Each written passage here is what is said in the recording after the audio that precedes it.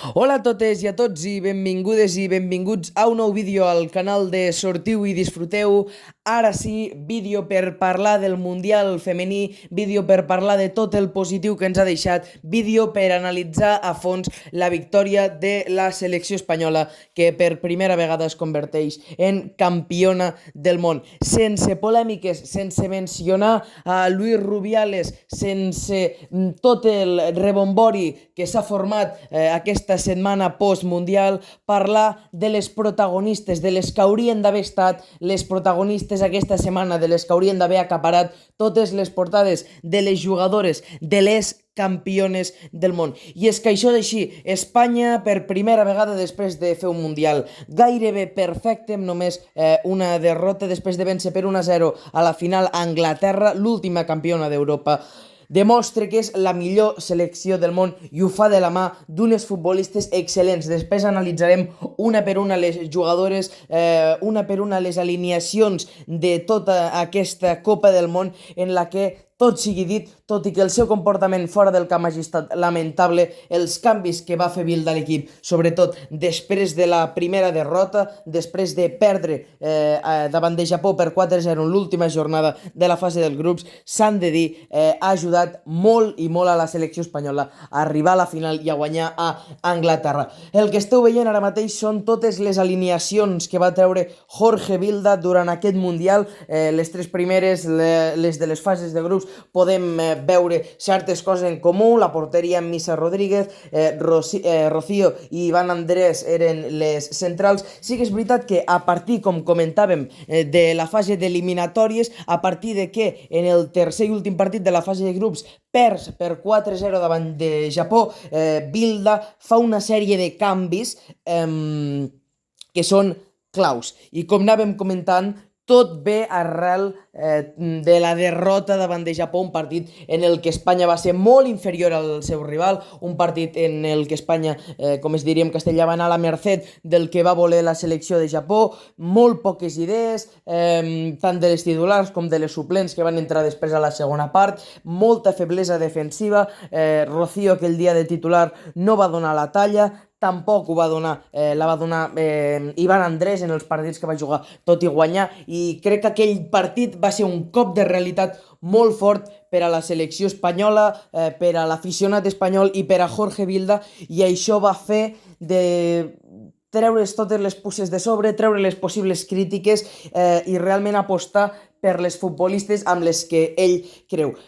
Canvis a destacar. Comencem per la porteria, un dels canvis més clars. Va començar de titular Missa Rodríguez, la portera del Real Madrid. En els dos primers partits no ho va fer malament, 3-0 davant de Costa Rica, 5-0 davant Zàmbia, poca feina per a la portera del Real Madrid. Després sí que és veritat que els 4 gols encaixats davant de Japó, doncs bé, va donar l'oportunitat a Catacoll d'arribar a la titularitat, de convertir-se en la portera titular, un lloc, aquest de titular, que va aconseguir Catacoll, del que ja no se'n va desempallegar fins a acabat el Mundial. Una Catacoll que s'ha demostrat com una de les millors porteres del món i que deixa el Barça, deixa Jonathan Giraldez amb un gran dilema. Què farà? Quina serà la titular ara? La campiona del món, Catacoll, o la campiona 2 vegades d'Europa, Sandra Paños? El que està clar és que el Barça té dues porteres que t'asseguren ser un cerrojo, com es diria, de la porteria.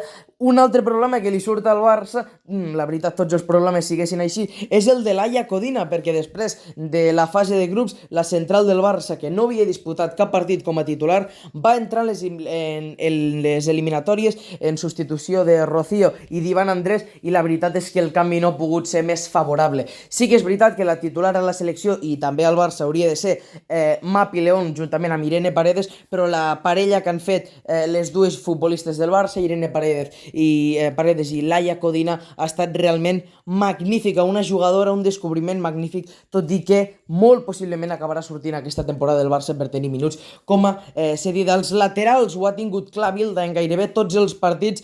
Ona Batlle i Olga, de fet, la futbolista del Barça, Ona Batlle, ha estat titular en els 7 partits que ha jugat la selecció espanyola. En 5 ho ha fet pel lateral dret, la seva posició, i en 2 ho ha fet pel lateral esquerre, on ha acostumat a jugar Olga, que ha estat la gran figura sobretot a les semifinals i a la final, tot i que després del partit davant de Japó, després de rebre moltes crítiques, Oiane va ser titular davant de Suïssa i davant de Països Baixos. Sí que és veritat que ja un cop arribades les semifinals va tornar a comptar Jorge Vilda amb Olga, que a part ha estat la capitana durant aquest Mundial, durant els partits que ha disputat degut a la lesió d'Ivan Andrés, i ha estat una de les grans figures amb el gol a les semifinals i el gol que ha donat a Espanya el campionat mundial. Continuem amb el mig del camp amb Teresa, la futbolista del Madrid, que la veritat crec que ha fet un Mundial excepcional. Crec que és una de les jugadores més infravalorades d'aquesta selecció. Al final, compartir mig del camp amb una futbolista com Aitana Bonmatí és el que té, que al final Aitana Bonmatí ara mateix, possiblement, després en parlarem,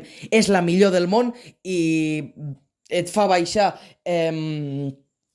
força el teu reconeixement, el reconeixement que es pugui tenir dins a tu, però realment el Mundial de la futbolista gallega del Real Madrid és excepcional, és magnífic, i la veritat és que el Real Madrid té una futbolista increïble per als pròxims anys. I toca parlar ara possiblement de la millor futbolista, no només d'aquest Mundial, sinó de la millor futbolista del món, Aitana Bonmatí, aquesta temporada campiona de Lliga, campiona de Champions, no va ser campiona de Copa degut al problema en el partit davant d'Osasuna, per la polèmica amb Jaycee. Campiona del Mundial, molt a prop està de la seva primera pilota d'or. Segurament aquest any li plouran els títols, li plouran els reconeixements individuals a Aitana Bonmatí, una Aitana Bonmatí que sempre havia estat una mica a l'estela del que era Alexia Putellas, però que amb la lesió ha agafat el comandament del Barça i de la selecció espanyola i l'ha portat a ser campiones d'Europa i campiones del món. Una Aitana Bonmatí que no només amb la seva qualitat, no només amb el seu joc, sinó també amb els seus gols, perquè ha estat la màxima golejadora d'aquesta selecció espanyola, sent migcampista, ha portat a les de Jorge Vilda a aconseguir la seva primera estrella. I és que és una futbolista que tothom voldria tenir al seu equip, que qualsevol amant del futbol està enamorada d'ella. Per què? Perquè ho fa tot bé, ho fa tot bé. Ofensiva i defensivament és excel·lent. Té una visió de joc magnífica, sublim.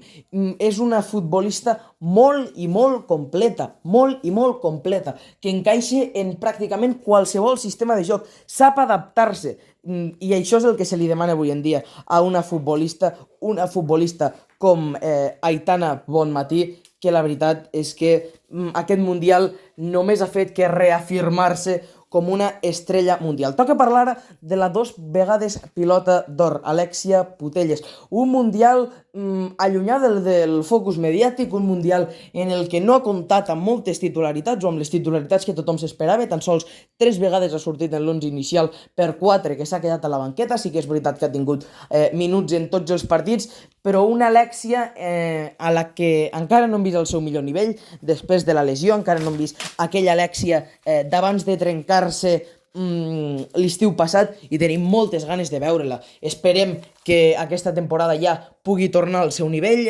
pugui recuperar la titularitat al Barça, pugui formar una parella letal amb Aitana Bonmatí, que qui sap si pot portar el Barça novament a ser campiones d'Europa.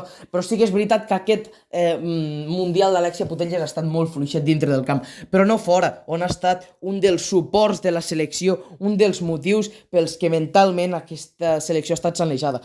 I si fora del camp ho ha estat Alexia Putellas, dintre del camp no ens podem descuidar de parlar de Jenni Hermoso, una de les futbolistes claus en aquesta selecció. Recordem que fa un any i poc se l'havia fet fora de la selecció, va tornar i aquest Mundial ha reafirmat que és una jugadora excel·lent. Ha jugat tots els partits de titular i atenció a la dada: 3 de delantera centre, 3 de referent a dalt, un com a migcampista ofensiu, un com a mitja punta i 3 com a interior davant de Suïssa, Països Baixos i la final davant d'Anglaterra. Una jugadora molt completa.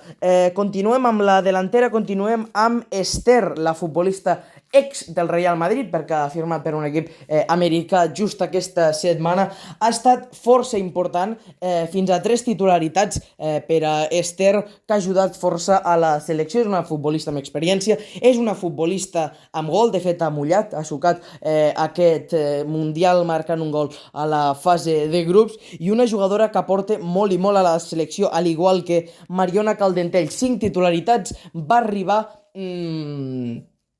com a suplent a aquest Mundial, no va arribar sent una intocable per Jorge Vilda, però s'ha guanyat la titularitat amb els minuts, s'ha guanyat la titularitat amb les oportunitats que se li ha donat, amb el gran nivell de forma que ha ofert en aquest Mundial.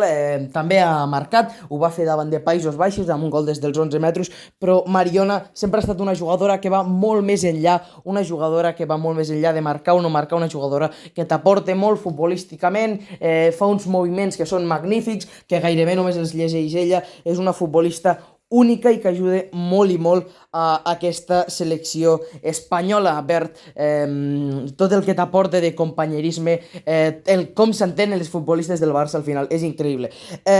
Continuem amb la delantera, penúltima jugadora a destacar, Salma Paralluelo, que aquest Mundial ha demostrat que va prendre una bona decisió al deixar l'atletisme, al centrar-se en el futbol, perquè és molt bona. Té tot el futur per a ella sola. És una futbolista excel·lent. Ho ha demostrat en aquest Mundial, en els moments en els que ha patit la selecció espanyola. Ha agafat a tot l'equip, se l'ha posat a les espatlles i a base de velocitat, de qualitat, de contundència i de gols, ha portat a Espanya a la final de la Copa del Món amb gols, recordem, a quarts i semifinals, gols claus per a que Espanya tingui avui en dia la seva primera estrella. I per acabar, Alba Redondo, la futbolista del Llevant, que va entrar com a titular també a les eliminatòries, força similar a Laia Codina i Cata Coll, aquells canvis que es va fer per al partit de Suïssa, i va funcionar. Li va anar, com diríem, com anillo en el dedo a Jorge Vilda. Ja havia marcat 2 gols a la fase de grups davant Zàmbia, allò no li havia fet guanyar-se la titularitat. Sí que ho va fer la batacada davant de Japó, i és que al final ha estat una futbolista referent. Una Espanya, per cert, cal destacar golejadorament, 3 gols d'Aitana, Alba, Jenny, 2 de Salma i Olga, un de Laia Codina, Teresa, Ester i Mariona Caldentell.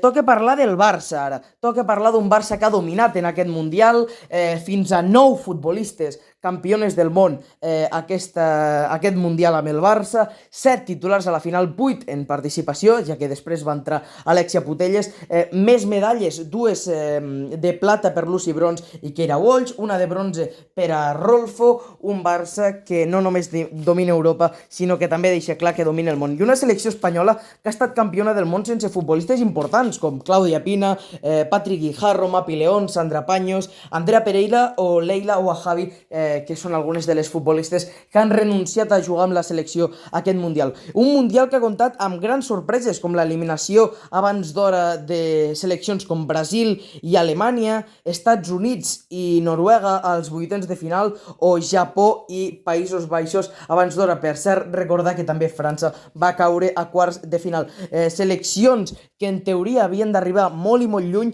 i que van caure abans d'hora. De fet, atenció a la dada, perquè cap finalista de les últimes 4 edicions va jugar a les semifinals. És una dada que demostra la de sorpreses que hi ha hagut en aquest Mundial. Un Mundial, per cert, ja per acabar amb les dades, que ha trencat amb tots els estigmes la selecció espanyola, que ha fet que tothom es sumés al carro del futbol femení. La final amb 5,5 milions de mitja i un 65,7 de quota de pantalla, que deixa clar que el futbol femení puja cada dia amb més força. Ho deixa clar això, i ho deixa clar el joc d'una selecció que s'ha enfrontat al món, s'ha enfrontat als seus propis dirigents i ha dit: ei, aquí estem, som molt bones, ens mereixem el que demanem perquè som les campiones del món. I és que és així, Espanya ja té la seva primera estrella damunt de l'escut.